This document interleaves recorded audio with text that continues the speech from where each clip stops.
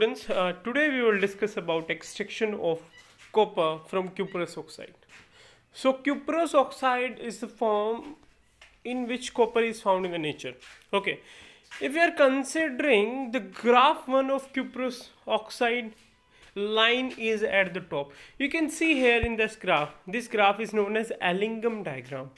So Cu plus O2 will give you Cu2O. Cuprous oxide सबसे ऊपर है भाई. So to reduce oxide ore of copper directly to metal by heating with coke are easily we can reduce. जो जितना ज़्यादा ऊपर है लिंगम diagram में उसे रिडक्शन करना इतना ही आसान है. तो हम कॉपर को ईजिली रिड्यूस कर सकते हैं just by heating with carbon carbon monoxide और and carbon carbon dioxide at very lower position in the graph. You can see here carbon and carbon monoxide CO2 and CO, carbon and carbon dioxide, these two things you can find in lower graphs, so you can easily reduce them. So most of the ores are sulfide. Some have may contain iron also. So the sulfide ore are roasted on smelting to give oxides. So you can see here that copper sulfide or cupric sulfide on oxidation will give you cuprous oxide plus sulfur dioxide. The oxide can then easily reduce to copper itself. You can see here cuprous oxide plus carbon will give you copper plus carbon monoxide. Okay. So you can see in this particular graph that there are easy to reduce cuprous oxide by carbon and carbon monoxide.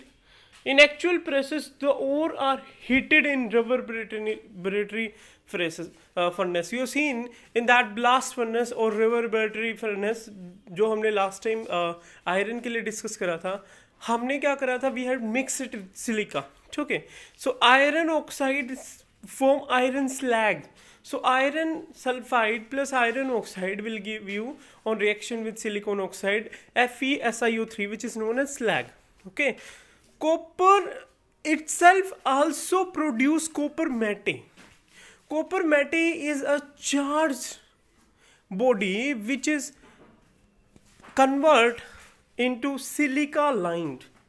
Okay, some silica is then also added and hot air blast is blown to convert the remaining iron sulfide, iron oxide, cuprous sulfide or cuprous oxide to metallic copper. You can see here this जिसमें जैसे हमने iron में slag formation करा था, यहाँ पे हमने copper मेटे produce करना है बस just by reaction with cuprous oxide with silicon oxide. Okay. So following reaction will takes place. Iron sulfide, iron oxide बनेगा, FeO, FeSiO3 बनेगा, तो cuprous sulfide है तो cuprous oxide बनेगा और cuprous sulfide plus cuprous oxide will give you copper. So इससे हम जो नीचे वाला पोर्शन रहेगा ब्लास्ट फर्नेस का, जैसे कि हमने आयरन के केस में देखा था, नीचे वाले पोर्शन पे हमें क्या मिल जाएगा? हमें सोलिडिफाइड कॉपर मिल जाएगा. ठीक है. उसकी ब्लिस्टर्ड अपीयरेंस का मतलब क्या होता है? उसके अंदर से like evolution of a gas, that gas is sulphur dioxide gas.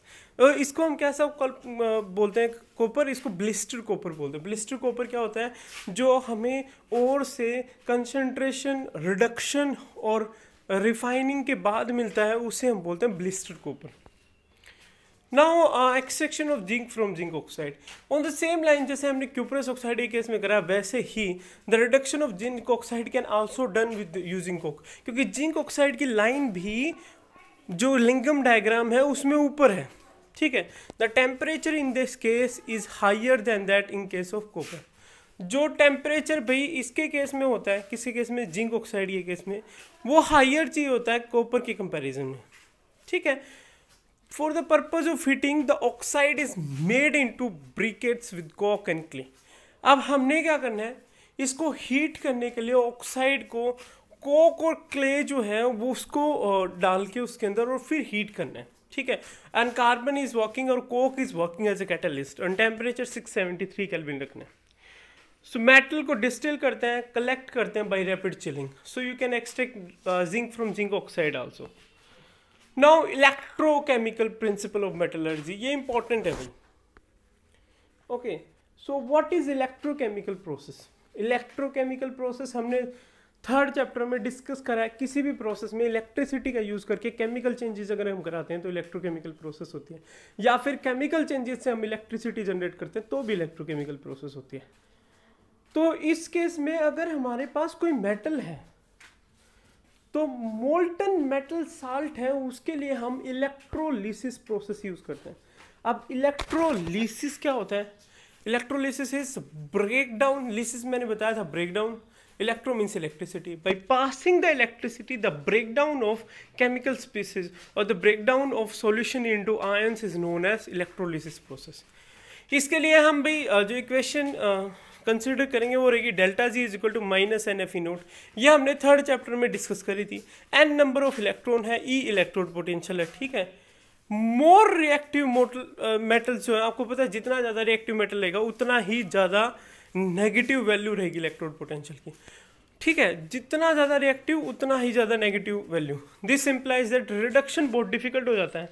अब उसका रिडक्शन नहीं हो सकता, तो रिडक्शन नहीं हो सकता तो हम क्या करते हैं अभी, इलेक्ट्रोलिसिस प्रोसेस करते हैं।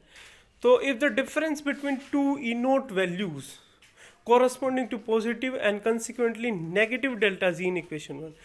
अब भाई अगर हमारे पास दो वैल्यू है ई की और पॉजिटिव वैल्यू ई की आती है तो नेगेटिव वैल्यू जी की रहती है, तो रिएक्शन क्या है, स्पॉन्टेनियस है, ठीक है। सो इसी वजह से होता क्या, रिएक्शन स्पॉन्टेनियस, और लेस रिएक्टिव मेटल क्या हो जाता है, सॉल्यूशन में आता है, और मोर रिएक्टिव मेटल किसमें चला जाता है, सॉल्यूशन के अंदर चला जाता है। जैसे कि अगर हम कॉपर +2 और आयरन की बात करते हैं, अब कॉपर +2 आयरन रिएक्टिव है, iron as a copper Fe+2 क्या हो जाता है, ऑक्सीडाइज होता है, कॉपर +2 रिड्यूस हो जाता है। अब इस केस में हुआ क्या कि कॉपर +2 से कॉपर बन गया, आयरन से आयरन +2 बन गया। तो जो आपका कॉपर सॉल्यूशन में था वो क्या हो गया, वो तो इलेक्ट्रोड पे डिपॉजिट हो गया, और जो सॉल्यूशन में आपका आयरन सल्फाइड था, जो इलेक्ट्रोड पे था वो सॉल्यूशन में आ गया। सिंपल इलेक्ट्रोलिसिस मेथड में manganese plus ions are discharge at negative electrode, manganese plus ion और deposit there. So some time flux आपको पता है एक सब्सटेंस होता है भाई, जो हमने पहले डिस्कस करा है, जिसको हम ऐड करते हैं for removing extra impurities, okay. और फ्लक्स को हम इसलिए भी ऐड करते हैं ताकि हम सॉल्यूशन को कंडक्टिंग बना सके, ताकि वो आयंस जनरेट करे in the solution. So in the case of metallurgy of aluminium, aluminium बहुत इंपॉर्टेंट कंपाउंड है भाई, ठीक है, सॉरी एलिमेंट है। तो एल्यूमिनियम को हम मेटलर्जी कैसे करते हैं, मेटलर्जी क्या है, extraction of metal using economic method of getting a particular metal from their oxides और from their ores. So purified alumina को हम सोडियम एल्यूमिनेट के साथ मिक्स करते हैं। हमने प्यूरिफाइड एल्यूमिना बना लिया था भाई अब तक, Na3AlF6 सोडियम एल्यूमिनेट या फिर कैल्शियम फ्लोराइड, उसके साथ मिक्स करके इनका मेल्टिंग पॉइंट कम करते हैं और फिर उसको कंडक्टिंग बनाते हैं सॉल्यूशन को। अब कंडक्टिंग हो गया तो हम उसमें क्या कर सकते हैं, इलेक्ट्रोलिसिस प्रोसेस कर सकते हैं। इलेक्ट्रोलिसिस प्रोसेस में स्टील की जो इलेक्ट्रोड होती है एक उसे कैथोड यूज करते हैं, ग्रेफाइट को एनोड यूज करते हैं। अब ग्रेफाइट एनोड क्या है, रिडक्शन कराता है मेटल्स का। अब मेटल रिड्यूस हो गया किसमें, एल्यूमिना था, एल्यूमिना कार्बन के साथ रिएक्ट करता है, ग्रेफाइट क्या है भाई, एलोट्रोप ऑफ कार्बन, कार्बन के साथ रिएक्ट करता है, एल्यूमिनियम प्लस कार्बन डाइऑक्साइड देता है, ठीक है। The process of electrolysis is widely known as Hall Heroult process. बहुत बारी क्वेश्चन में पूछा जाता है हेल-हेरोल्ड प्रोसेस क्या होता है।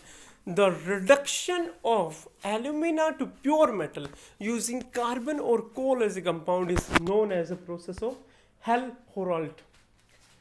The electrolysis of molten mass is carried out in a electrolytic cell using carbon electrode.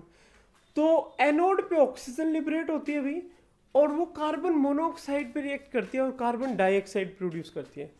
तो हर एक एल्यूमिनियम के साथ हमारे पास 1 किलोग्राम एल्यूमिनियम के साथ 0.5 kilogram of carbon anode is burned, मतलब 500 ग्राम जो है वो 1 किलो के साथ एल्यूमिनियम के साथ जो कार्बन है वो बर्न्ट होता है जिस टाइम हम एल्यूमिनियम प्रोड्यूस करते हैं।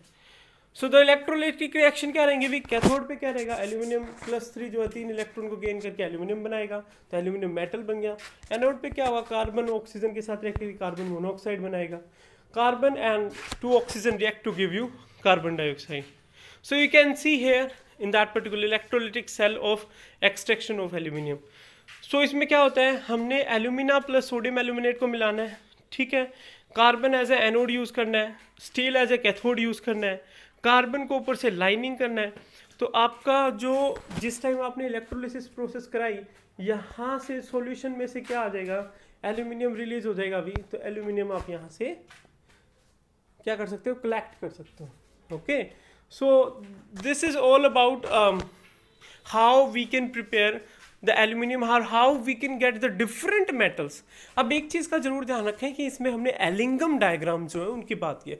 अब एलिंगम डायग्राम होते क्या हैं, एलिंगम डायग्राम भाई हमें ये बताता है कि किस पर्टिकुलर प्रोसेस को करना इजी है। इस डायग्राम को हम एलिंगम डायग्राम बोलते हैं। एलिंगम डायग्राम होता क्या है, it is the graph of change in gives free energy versus temperature. Gives free energy versus temperature का डायग्राम होता है भाई। अब इस ग्राफ को हमने गिव्स फ्री एनर्जी टेम्परेचर के साथ बनाया है, तो हमने डिफरेंट मेटल्स के लिए स्टडी करा है। अब जो डिफरेंट मेटल के लिए स्टडी करा है वो हमने इसमें लिखा हुआ है। तो इसमें जो ऊपर वाला है, ऊपर वाला मतलब जैसे क्यूप्रस ऑक्साइड है, वो नीचे वाले किसी भी चीज़ से क्या हो जाएगा, रिड्यूस हो जाएगा।